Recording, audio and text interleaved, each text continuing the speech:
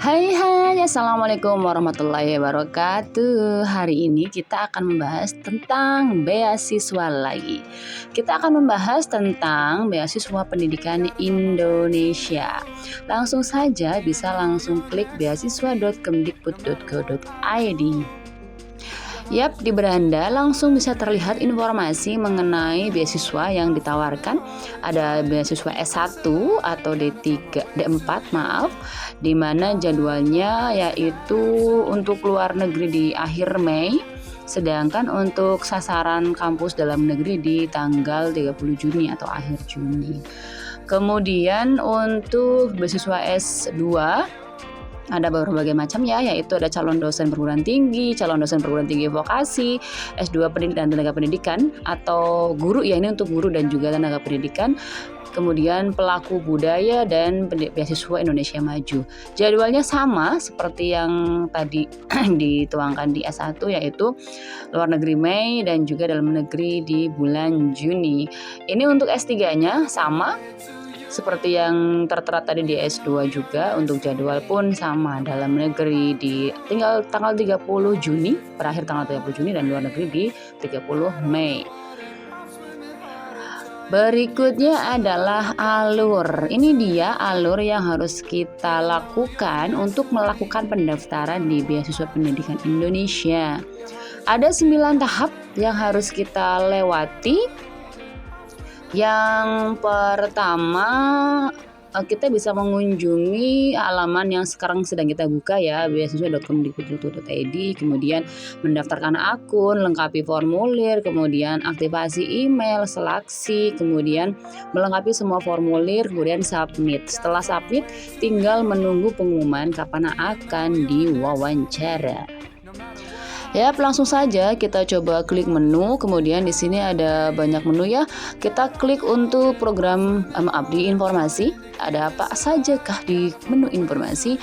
Ya, kita bisa unduh buku panduan untuk pendaftaran BPI tahun 2023. Kemudian juga di sini ada list prodi yang tersedia di Beasiswa Pendidikan Indonesia. Kita bisa lihat ada prodi apa aja yang tertera. Kita mau coba buka untuk list prodi untuk pelaku budaya ya, yang dalam negeri. Nah, ini dia yang tersedia untuk program S2 untuk pelaku budaya.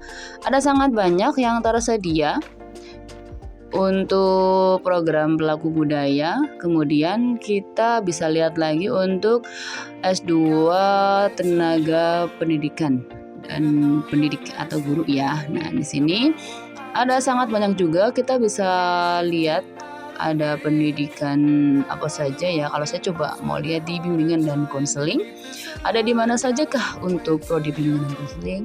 Yap, ada sangat banyak kampus yang membuka. Ada 6 kampus yang membuka prodi S2 bimbingan konseling di BPI. Oke, langsung saja kita melakukan proses pendaftaran. Ya, di sini klik untuk pendaftarannya. Kita pilih pendaftaran peserta. Kemudian kita bisa langsung klik daftar akun. Ini dia yang harus kita isi. Yang pertama nama lengkap, kemudian NIK, alamat email, kemudian konfirmasi email, tempat lahir, tanggal lahir, password, konfirmasi password. Kemudian di sini kita juga harus mengisi pendidikan terakhir dan latar belakang pendidikan. Kemudian masukkan hasil penjumlahan CAPTCHA. Setelah itu langsung saja klik daftar. Selanjutnya kita cek email untuk konfirmasi akun. Ya, di sini kita klik konfirmasi akun. Langsung saja kita bisa melakukan login. Di sini kita ketikkan NIK, kemudian password dan CAPTCHA, kemudian klik sign in. Tunggu beberapa saat, maka kita akan langsung masuk ke beranda beasiswa. Ini dia untuk tampilan beranda beasiswa. Kita bisa langsung klik di pilihan ada tambahan usulan beasiswa. Kemudian langsung saja kita isi jenjang pendidikan tujuan beasiswa, kalau mau S2, S3 atau S1, kemudian jenis beasiswanya apa. Tadi sudah kita jelaskan di awal ya, ada berbagai macam jenis beasiswa. Kemudian pilih negara tujuan, mau dalam negeri atau luar negeri. Kalau dalam negeri kita tuliskan Indonesia. Dan untuk perguruan tinggi tujuan, tuliskan saja kampus yang ingin kita tuju. Setelah semua diisi dengan benar, kita tinggal klik simpan draft. Yap, ini dia untuk tampilan awal setelah kita melakukan usulan beasiswa. Sudah langsung tertulis jenis beasiswanya apa, perkuliahannya prodi kapan, prodinya apa, kemudian kampusnya di mana, statusnya masih draft ya, dibuat di tanggal berapa. Setelah itu kita harus melengkapi berkas lainnya dengan mengklik detail yang ada di sisi kanan ini ya, kita klik detail. Nah, ini dia yang harus kita lengkapi, banyak banget, mulai dari beasiswa, biodata, informasi keluarga, dokumen, riwayat pendidikan, riwayat pekerjaan, bahasa, pengalaman organisasi, prestasi, kemudian penghargaan, pelatihan atau workshop, karya ilmiah, konferensi ilmiah, riset, kemudian terakhir ada konfirmasi berkas. Kita langsung coba di pengisian dokumen ya. Kita lihat dokumen apa saja sih yang harus kita upload. Yang pertama langsung harus kita uploadkan adalah pas foto. Ada keterangannya ya, untuk file yang diupload itu maksimal 2 MB. File berikutnya adalah KTP, hasil foto atau scan ya, yang terbaca dengan jelas. Kemudian kita juga harus upload ijazah. Untuk jenjang S2 hanya menguploadkan ijazah S1-nya.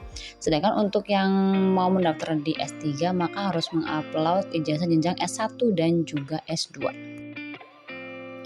Yang berikutnya adalah surat pernyataan pendaftar beasiswa pendidikan Indonesia. Untuk formatnya bisa kita unduh di menu yang ini. Tinggal kita isi dan beri tanda tangan bermaterai. Berikutnya adalah surat rekomendasi pimpinan. Formatnya juga sama, bisa kita unduh di format dokumen yang ada di sini. Tinggal unduh saja, kemudian ditandatangani dan diisi oleh pimpinan. Berikutnya adalah LOA atau keterangan diterima di perguruan tinggi. Artinya untuk BPI tahun ini kita harus diterima dulu di kampus tujuan karena kita harus upload LOA. Untuk selanjutnya adalah surat rekomendasi akademisi. Di sini nanti suratnya bisa kita unduh, formatnya ada di buku panduan ya. Kemudian nanti diisi oleh dosen pembimbing pada saat kita di jenjang sebelumnya, yaitu jenjang S1 atau mungkin jenjang S2 bagi yang mau mengambil S3. Berikutnya adalah surat izin pimpinan, di mana ketentuannya sudah sangat jelas tertulis di buku panduan. Ada beberapa poin yang harus kita pahami untuk surat izin mendaftar dari pimpinan. Ada 6 poin ya, di mana setiap poin adalah mewakili peserta yang nantinya bisa atau diperbolehkan mendaftar di beasiswa BPI. Untuk ASN yang bekerja di tingkat SMA atau SMA, itu surat izinnya dari Kepala Dinas Pendidikan di provinsi yang bersangkutan. Sedangkan untuk guru yang di yayasan cukup dari ketua yayasan saja untuk surat izin pimpinan. Selanjutnya adalah surat dokumen rencana studi, di mana di surat ini berisi tentang rencana yang akan kita lakukan selama nantinya berkuliah di jenjang S2 ataupun S3. Untuk rambu-rambu penulisannya sudah tertulis dengan jelas di buku panduan beasiswa ya. Yang berikutnya adalah SK pengangkatan sebagai ASN. Kemudian di sini surat keterangan masa kerja, karena harus ada minimal 2 tahun bekerja ya. 2 tahun berturut-turut kita harus sudah bekerja di tempat tersebut. Kemudian berikutnya adalah transkrip nilai pendidikan terakhir. khusus untuk pendaftar doktoral atau S3 mengunggah transkrip nilai di S1 dan juga S2. Kemudian untuk sertifikat kemampuan bahasa internasional sudah tertulis dengan jelas di buku panduan, bisa dibaca saja. Berikutnya adalah surat keterangan sehat dan bebas narkoba. Lanjut adalah surat pernyataan bersedia dibebas tugaskan, karena nanti kita harus kuliah di perkuliahan reguler ya. Kemudian juga kita dianjurkan untuk membuat esai dengan ketentuan seperti ini. Ada di buku panduan ya.